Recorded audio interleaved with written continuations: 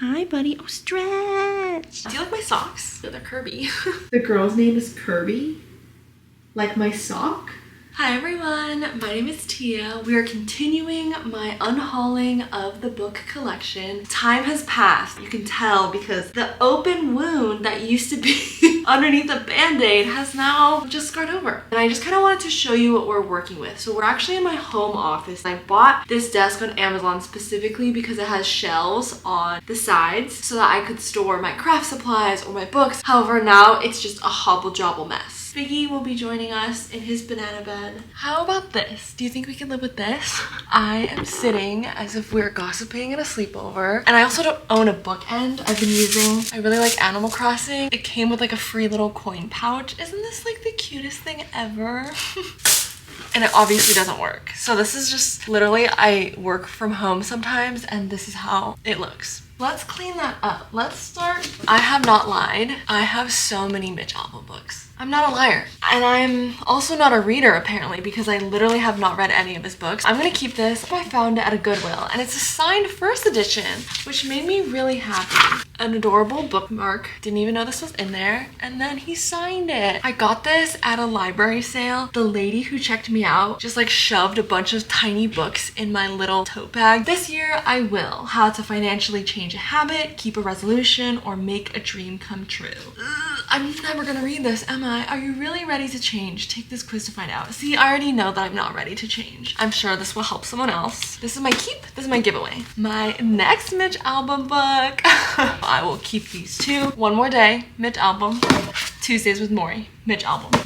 What I want to do is start some kind of series to get through my physical TBR. Different authors, different lengths of books. Okay, Year of Yes by Shonda Rhimes. So Thanksgiving 2013, Shonda's sister Dolores said, "You never say yes to anything." And then she took that as a wake-up call and a challenge. She committed to saying yes for anything, everything for a whole year, and it really changed her life. And I am obsessed with Shonda Rhimes. She's so brilliantly talented, very, very skilled storyteller. I am a Grey's Anatomy ride or die. Well, not anymore. I take that back. But I started watching it when I was in like 8th grade. Grey's Anatomy was part of my personality. I think the show kind of stinks now. I really do commend Shonda Rhimes for being so skilled in an industry who needs to celebrate Black women harder. I don't want to get rid of this. I do want to read it. And I think her writing will be very good in this book. Their eyes were watching God. I feel like this is a classic that I should know what it is about, but I don't. It's very short, but I don't see myself really gravitating toward it, but I feel like it's a very famous book. I'm sure for very good reason. It will go to someone else's bookshelf. And then Harry Potter and the Sorcerer's Stone. I'm gonna give this away because I'm trying to collect the hardcovers and I don't need another copy. As Meat Loves Salt by Maria McCann. Truth be told, I know there was a reason why I bought this. I bought it on eBay, specifically seeked it out. Don't know why. I hate when paperbacks don't have the summary on the back cover. Ugh, how do I know what you're about? I found my receipt in the book. Oh my god.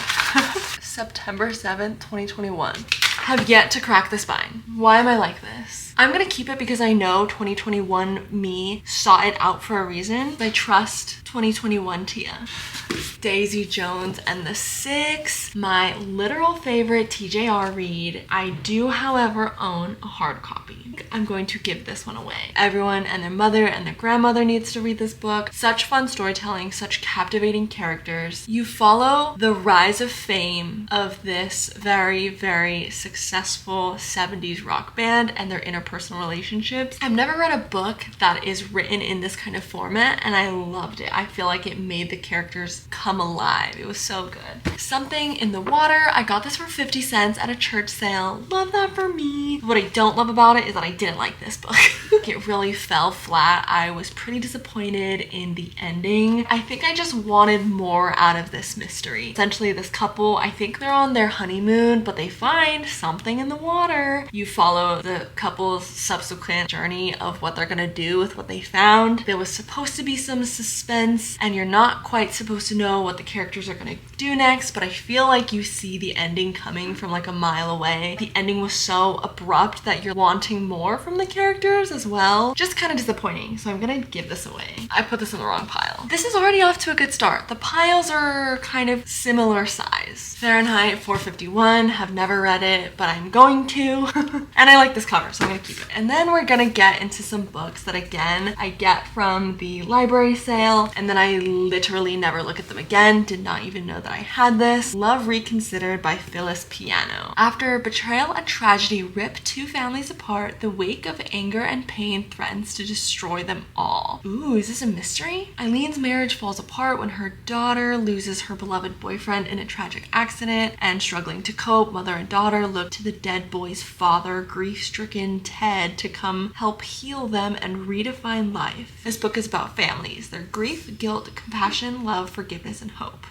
That didn't draw me in as much as I wanted it to. Sounded like some type of domestic thriller. This is more about grief and love, which is great, but I think I'm gonna pass on this one. If I do decide to pick it up, I can pick it up on Libby. Jodi Picoult's Wish You Were Here. I got this in paperback, and I'm gonna be fully transparent. Where did I get this? I think I might have found it at a church sale, but at the same time, I did purchase a hardcover copy of this exact book like a couple months ago at Goodwill. I was so excited. Literally walked into Goodwill, found the hardcover of this, and walked out. See, that's the problem. Like, I keep getting books not knowing that I have them and then buying another copy. If I knew I had a paperback, would I have purchased the hardcover? Ugh, that's so upsetting. I'm sure this was only 50 cents and the hardcover was probably $3, but dang, that's $3 stinking. That's a lot. But I loved this book. You're kind of thrown back into the COVID timeline when things just started happening in early 2020. If you don't quite feel comfortable reading about COVID in your fiction, then definitely skip this book. You follow Diana and her boyfriend Finn, who is a surgical resident, and they are planning on going to the Galapagos Islands for an anniversary trip, but then a virus appears in the city. On the eve of their departure, Finn breaks the news. It's all hands on deck at the hospital. You should still go without me, he says, especially since the trip is non-refundable, and so reluctantly she goes. Diana decides to go to the Galapagos Islands alone while Finn is working as a frontline healthcare worker in essentially the COVID pandemic. And there's like a huge twist that I did not expect. I feel like Diana is one of those complex characters that you don't necessarily agree with 100%, but you're still rooting for her as a human being. I really loved how this was written, and I just thought it was very thought-provoking. I think I'm gonna give this to my mom. I'll put that in a separate pile. Commonwealth by Anne Patchett. And firstly, isn't this cover so cute? But what is this about? I like the cover. One Sunday afternoon in Southern California, Bert Cousins shows up at Franny Keating's christening party uninvited. Okay, time out. The main characters are named Bert and Franny. She's already losing me on the first page.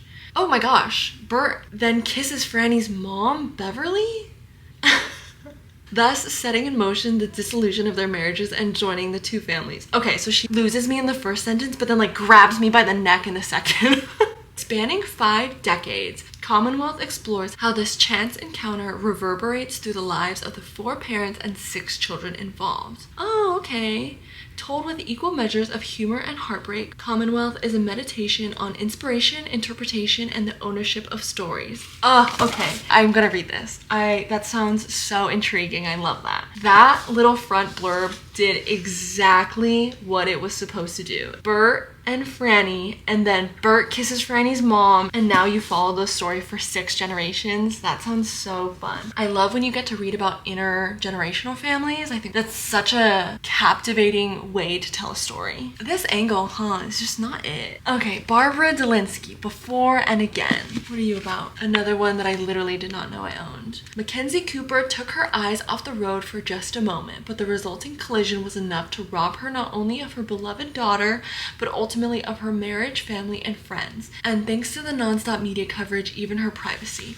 Now she lives in Vermont under the name Maggie Reed in a small house with her cats and dogs. Her only goal is to stay under the radar and make it through her remaining probation, but she isn't the only one in this peaceful town with secrets. When a friend's teenage son is thrust into the national spotlight accused of hacking a powerful man's Twitter account, Maggie is torn between pulling away and protecting herself, or stepping into the glare to be at their side. This sounds okay. I think I'm gonna give this away to someone who might enjoy that more. I can no longer giggle and kick my feet. My back hurts.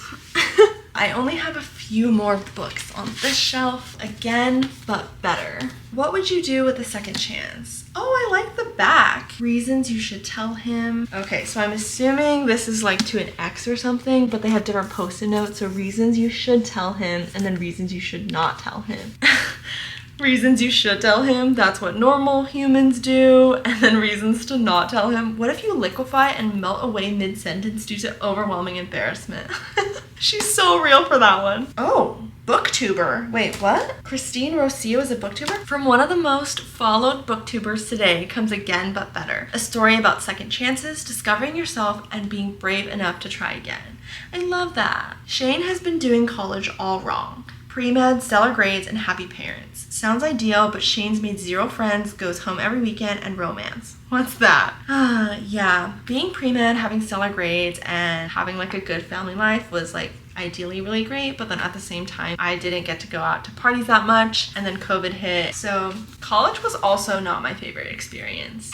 Her life has been dorm, dining hall, class, and repeat. Time's ticking and she needs a change. Okay, so then she signs up for a semester abroad in London. She's essentially like trying to reinvent herself. Shane comes to find that with the right amount of courage and determination, one can conquer anything. Throw in some fate and a touch of magic, the possibilities are endless. Poland Bananas Books. Oh, she has like 400k subscribers. Wait, that makes me really happy. How cute. But I think this seems a little bit YA. I know she's in college, so this is maybe technically new adult, but I feel like the writing of this blurb just doesn't really interest me. I'm gonna give this to someone who will probably enjoy it way more than me. And then I have The Last Thing He Told Me by Laura Dade, which is a book that I really enjoyed. I actually just recommended this in my thrillers for non-thriller readers recommendation book, because to me this was a very mild domestic thriller in a good way. It's not necessarily like it has you gripping the edge of your seat. Hannah marries this guy named Owen, and Owen has a daughter named Bailey, and then all of a sudden Owen goes missing, and you kind of have to follow Hannah and Bailey as they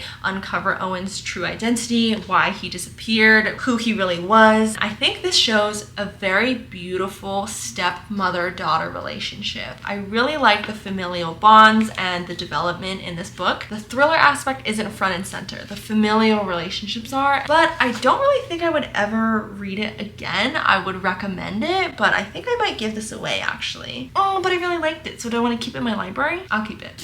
But the fact that I hesitated, I might give it away.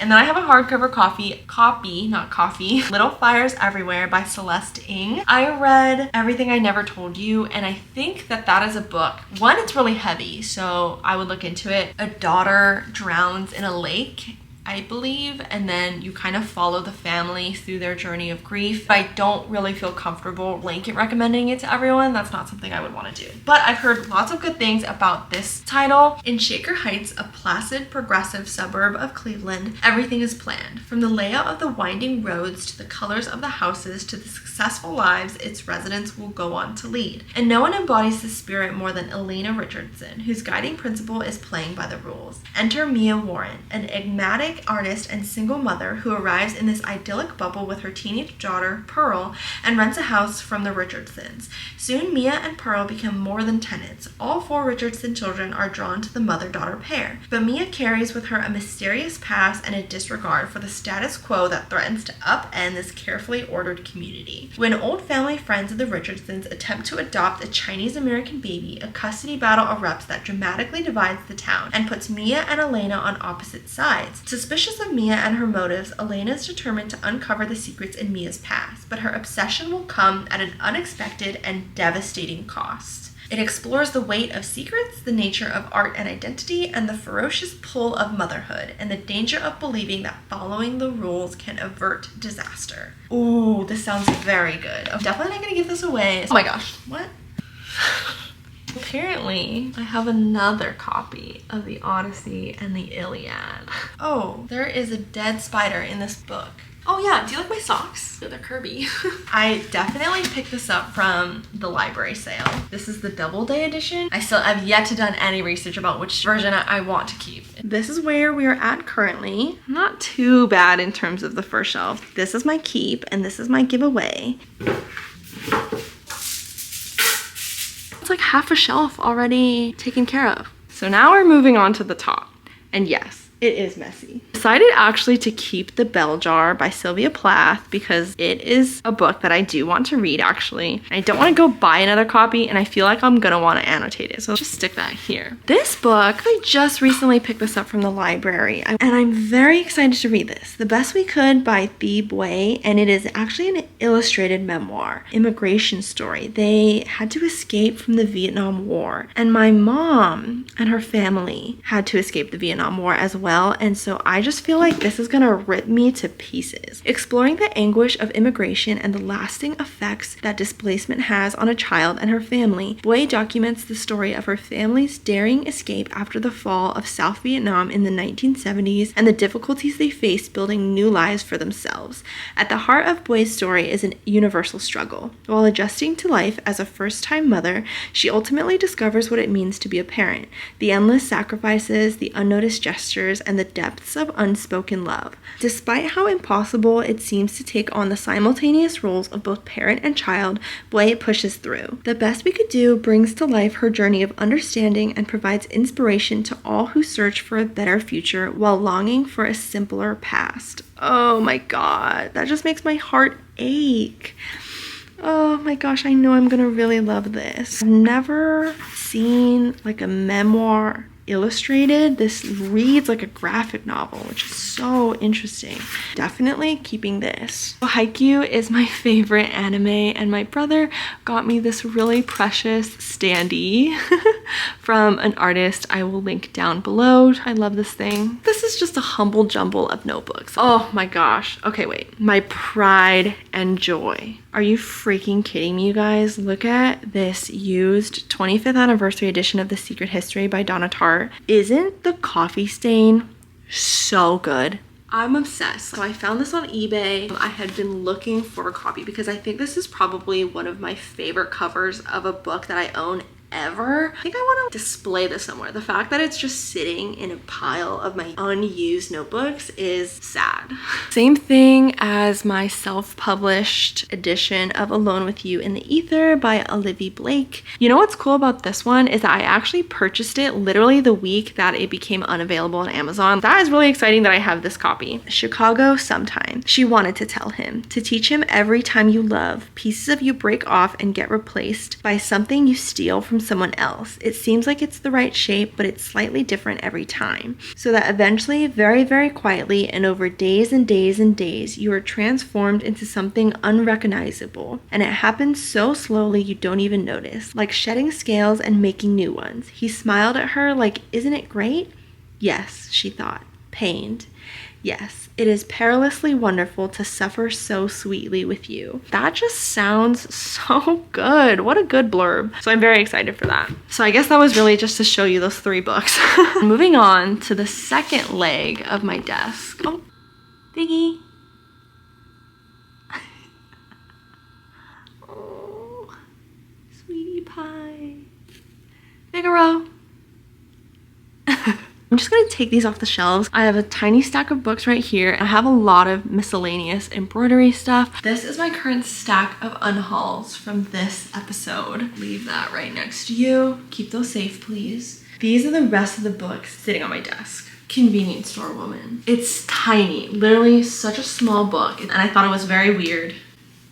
And I didn't personally like it. I know a lot of people rave about this book. I actually bought it because of the hype and the cover is so cute, huh? Unfortunately, I just don't feel like this book did enough for me. Definitely is a little bit mundane in that it is about like everyday life. Tokyo sales clerk Kiko Furakura. Kiko is an unusual person, someone who has never fit in, but when she takes a job at Smile Mart, she finally finds peace and purpose in her daily tasks. But there's a huge pressure on Kiko to pursue a career, to find a husband, and she feels forced to take desperate action in order to please the people around her instead of herself. Is there room in this normal world for someone as strange as Kiko? And I do like the sentiment. I'm glad that I read it, but I also think there could have been more done with this. I think I gave this a 3 stars, and as cute as the cover is, I've got to be like chopped, so I'm gonna give this away. Your heart is a muscle the size of a fist. You can't tell me that this is not one of the most interesting covers you've ever seen. This is something that immediately is so eye-catching that you can't look away. Like, you want to know what the heck this book is about, especially with the title like that. I think it's so beautiful. By Sunil Yapa. Grief-stricken over his mother's death, and after 3 years of wandering the world, Victor is longing for a family and a sense of purpose. He believes he's found both when he's returned home to Seattle, until he gets swept up in a massive protest. With young biracial Victor on one side of the barricades and his estranged father, the white chief of police, on the opposite, the day descends into chaos, capturing in its confusion the activists, police, bystanders, and citizens from around the world who arrived that morning brimming with hope. By the end's day, they will have all committed acts they never thought possible. As heartbreaking as it is pulse-pounding, Yapa's virtuistic novel asks profound questions about the power of empathy in our hyper-connected modern world, all while exploring how far we must each go for family, for justice, and for love. This sounds phenomenal. I'm so excited. And just the fact that you can have this stunner on your bookshelf in your home, I'm going to definitely keep this. This sounds amazing. The Great Gatsby. Why do I own this? I'm gonna give it away. That's so funny. This is with notes and a preface by Matthew Brucoli, but I literally thought I said broccoli. By broccoli. Amy Tan's The Joy Luck Club. In 1949, 4 Chinese women, recent immigrants to San Francisco, began meeting to eat dim sum, play mahjong, and talk. United in shared loss and hope, they call themselves the Joy Luck Club. With wit and sensitivity, Amy Tan examines the sometimes painful, often tender, and always deep connection between these 4 women and their American-born daughters. As each reveals her secrets, trying to unravel the truth about her life, the strings become more tangled, more entwined. ... Mother-daughter relationships? Chinese-American culture? Sign me up!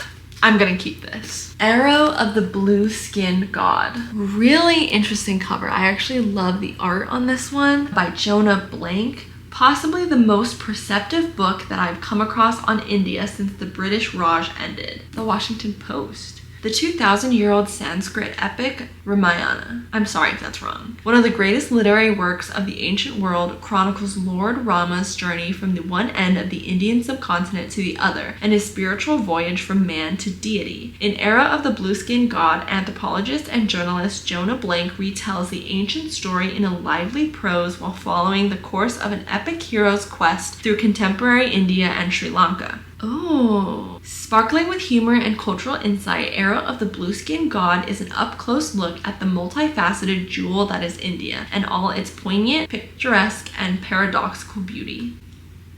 That sounds so good. So I'm definitely keeping this one. Truth be told, literally no recollection of where or how I got this. None. But I'm glad that I own this. Frederick Bachman, my literal favorite author ever. Anxious People. I liked this. I gave this a 4-star. Heartstrings were pulled. Tender moments inside. I love Bachman's writing. He does such a good job, but I just don't quite feel like this hit home as 5 stars do, but I did really enjoy the multi-dimensional character studies. I've said this in multiple videos. Bachman does an insanely good job of writing a very distinct cast of characters with you getting to know every single one of them very well. Like, a bunch of strangers go to an apartment showing. They all end up getting held hostage for a bank robbery. And then you kind of follow that and how these strangers are actually seemingly connected. Each of them carries a lifetime of grievances, hurts, secrets, and passions that are ready to boil over. None of them is entirely who they appear to be. In short, they are the worst group of hostages in the world. But as the minutes tick by, they begin to suspect that the criminal mastermind holding them hostage might be more in need of rescuing than they are. It's an ingeniously constructed story about the enduring power of friendship, forgiveness, and hope. The things that save us, even in the most anxious of times. Bachman is just a literary genius. Bachman's writing will shatter you and then build you back up stronger than you were before. That's how I feel about his writings. I would wholeheartedly recommend this, and I think I do want to keep it because I want to have a Bachman dedicated shelf in my library to be The Curious Incident of the Dog in the Nighttime. Do I have 2 copies of this? This is a book that you will find in almost any thrift store. You never have to buy this new. Most likely it will come to you somehow. Like in Serendipity, I just watched that movie last night, the 2002 Serendipity. It was so good. Same idea. It's all up to fate for you to read this book. I haven't read it, even though it smacked me in the face. I find it at least one Goodwill every month that I go. Christopher John Francis Boone knows all the countries in the world and their capitals and every prime number up to 7,057. He relates well to animals but has no understanding of human emotions. He cannot stand to be touched, and he detests the color yellow. This improbable story of Christopher's quest to investigate the suspicious death of a neighborhood dog makes for one of the most captivating, unusual, and widely heralded novels in recent years. I've heard a lot of good things about this. Like I mentioned, I think I'm gonna do a physical TBR series. I'm gonna do a short book episode because I have a lot of those that I could potentially give away to someone else who might enjoy them more, but I just haven't gotten to them yet, but I want to. Keeping. The Kite Runner by Khalid Hosseini. Mwah. Made me sob, made me cry so hard. I love this book. Beautiful writing, heart-wrenching story, absolutely so heartbreaking, so good. Riveting, unforgettable, moving, unexpected, evocative, genuine. Every single power play word you can think of, boom, this book. See, but it's like so well known that it doesn't have its blurb on the back. I don't like when they do that. 1970s Afghanistan. 12-year-old Amir is desperate to win the local kite fighting tournament, and his loyal friend Hassan promises to help him. But neither of the boys can foresee what would happen to Hassan that afternoon, an event that is to shatter their lives. After the Russians invade and the family is forced to flee to America, Amir realizes that one day he must return to an Afghanistan under Taliban rule to find the one thing that his new world cannot grant him: redemption. That was so compelling. Please go read The Kite Runner if you haven't. So good. Love in Other Words by Christina Lauren. This is one of the books that had me kicking, giggling, donkey kicking my feet. The banter in this one is really good. Seeing them fall in love, Macy and Elliot, present and past timeline when they were kids, and then now flash forward like 10 years, I believe. They didn't speak to each other in the 10 years that passed. Friends to lovers, Christina Lauren knows what's up. But I have a lot of gripes about this book because of the ending and how the authors handled. If you read it, you know. I'm not going to spoil it for anyone who hasn't. Please look up trigger warnings. I wish it was done with more nuance. With that criticism said, I still think this book is worth reading. I think the relationship is very well done. These two characters like know each other so well. The ending is definitely not expected, so you like spoil yourself with trigger warnings. That's the point of trigger warnings, so you know what you're getting into. I didn't like how something that should warrant a trigger warning was used as like a shock factor, kind of. Not cool, so please be mindful. But I'm gonna keep it despite that. A part of me has a special place in my heart for books that I read in like early 2021 because it got me back into my love for reading, and this is definitely one of those. Donkey kicking, giggling my feet, bro. Next up, we have Ball by Tara Eisen, a collection of short stories. Ball explores the darker edges of love and sex and death with complex, vivid stories set mostly in contemporary Los Angeles. With a keen insight into the edges of human behavior and an assured literary hand, Ball is a new book by one of the West's most provocative stylists. Okay, provocative is a good word because I read a little bit of it and it's very weird. In a good way. Like, I think they're interesting stories. Okay, literally it says daddy, like random age.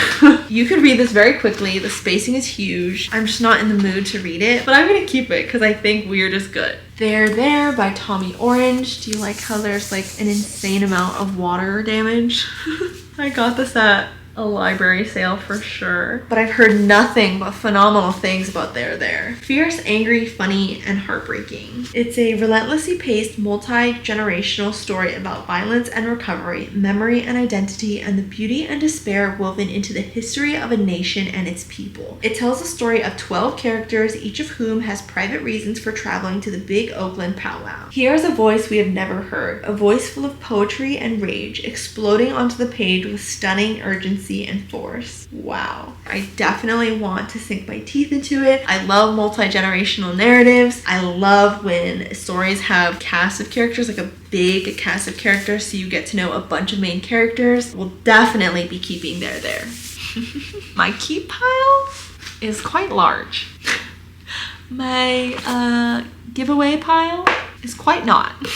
Well, riddle me this. Reminders of Him by Colleen Hoover is literally one of the first books I decided to annotate myself. Look, I even matched the cute little tabs with the book cover. Isn't that so stinking cute to me? That's so aesthetically pleasing. But I don't think this was written well. It was okay, and I could see where the story could have gone, especially with Kenna and her daughter, but it wasn't written well. Miss Colleen missed with this one. What do you do with books that you have written in and annotated but you don't want anymore? This would easily be a giveaway, except I wrote in it. Am I allowed to give this to the bookstore? Are they gonna be like, girl, what the heck did you do to this book? A young mother fights to earn a place in her child's life, but is there room for her? I don't know. I don't even really want to tell you about it. Coho's writing is very mid. Commend her for being like the gateway for so many people. It's very accessible language. Her writing isn't necessarily good. Her plot a lot of the time is driven by shock factor, but I do really appreciate how many people, including myself, get into reading because of books like hers. So I see the value in that. What do you do with your books that you've annotated and don't want? I'll just put this in the get rid of pile and I'll deal with it later. Carry On by Rainbow Rowell. This is a very YA cover, isn't it? I kind of like it though. Oh, it has a little map. Aww. Simon Snow. That's so YA, huh? Is the worst chosen one who's ever been chosen. The most YA sentence ever. That's what his roommate Baz says. And Baz might be evil and a vampire and a complete git, but he's probably right.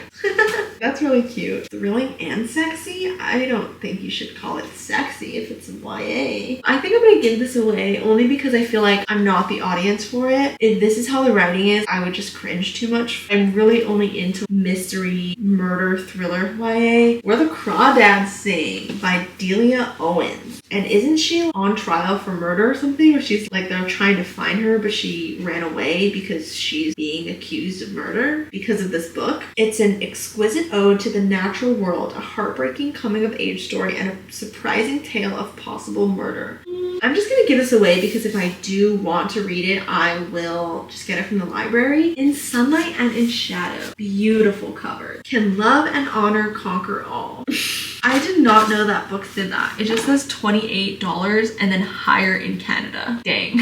I'm in Canada, I go to the register. What do they do with that? How do they know how much to charge? Post-war New York, Harry Copeland. His life is upended by a single encounter with the younger singer and heiress Catherine Thomas Hale. In the end, it is Harry's extraordinary wartime experience that gives him the character and means to fight for Catherine and risk everything.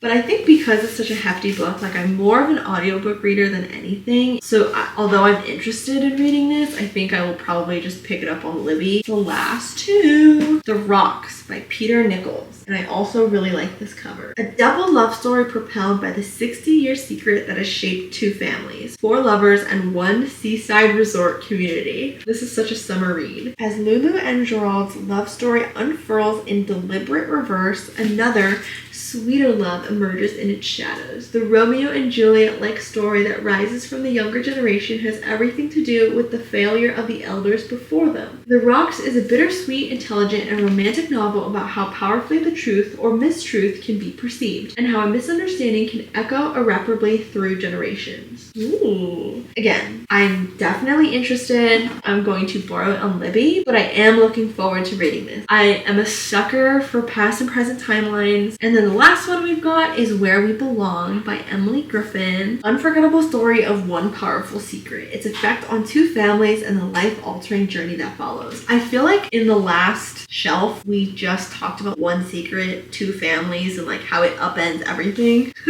One night, Marianne answers a knock on the door only to find Kirby Rose, an 18-year-old girl with a key to a past that Marianne thought she had locked away forever. The girl's name is Kirby? Like my sock? Okay. From the moment Kirby appears on our doorstep, Marianne's meticulously constructed world will be shaken to its core, resurrecting memories of a passionate young love affair that threatened everything that has come to define her.